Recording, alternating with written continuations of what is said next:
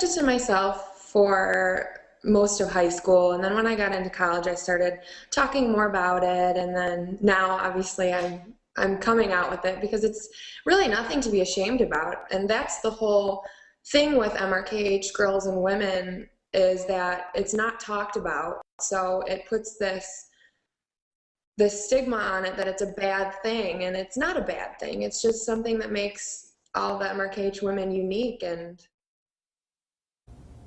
Jacqueline Schultz used her voice as Miss Michigan to raise awareness about MRKH syndrome, which is the absence of the vagina and uterus. She's on the advisory board of Beautiful You MRKH Foundation, which partners with healthcare professionals to increase awareness and empower women of all ages with MRKH to feel beautiful just as they are.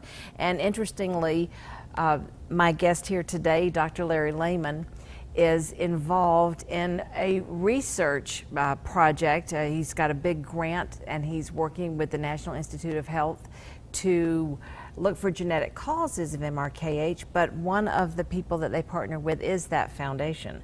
So that's an interesting tie-in here. And you know, MRKH, as we were speaking about earlier, occurs in approximately 1 in 5,000 baby girls. So you are looking for some of these women who do have MRKH because you're trying to get to the causes of it. So tell us a little bit about that. Yes, we are. I mean, we see some patients with MRKH, but we really need them from all over the country and world, because it's, as you said, 1 in about 5,000 girls. So what we're interested in is trying to get patients, and especially parents, if possible, to get blood and clinical information to see if we can try to find a gene or genes that might have changes that could result in MRKH. You know, I guess the parent component is pretty important because those parents did produce that child.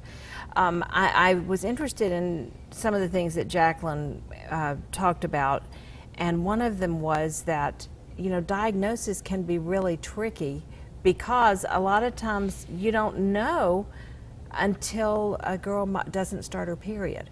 You know, her breasts are developing and other things are happening, but that's when the diagnosis can be made. Is either when sexual intercourse isn't possible or she doesn't start a period.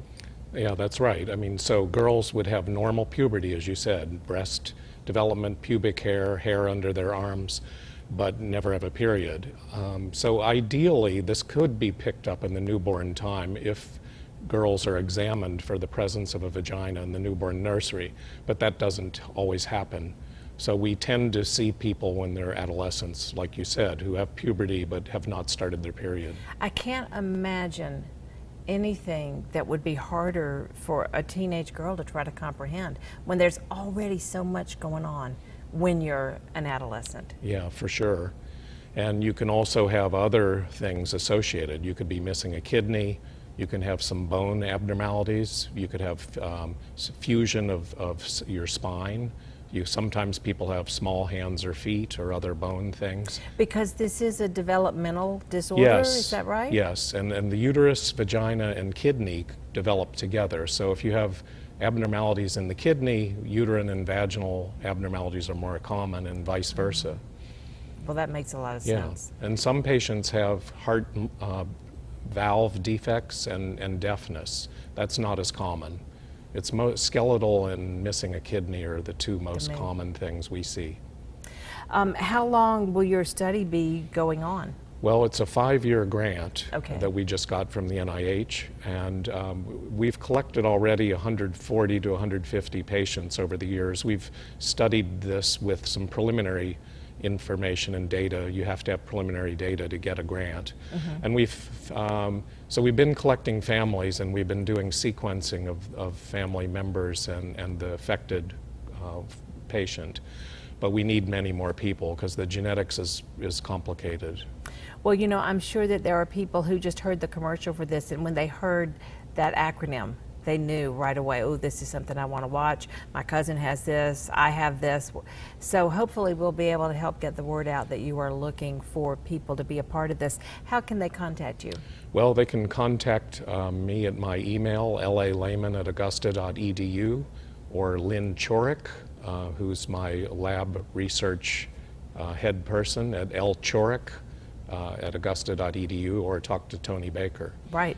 And we will have all of this information for you on our website, WJBF.com. All you have to do is click on the Jennie link and you'll find it there. I certainly hope that you will have some people, a lot of people who respond to this, because the only way that we can get different cures for things are through research. Yes. So, and with Beautiful You MRKH, we also have worked with them, and we have an ad on their website, and they actually had a story on our grant too. Great. A few weeks ago when it first came out. So they're very supportive, and I've spoken at the Southeast Regional group of their society, and got some people interested by that as well. Fantastic. Yeah.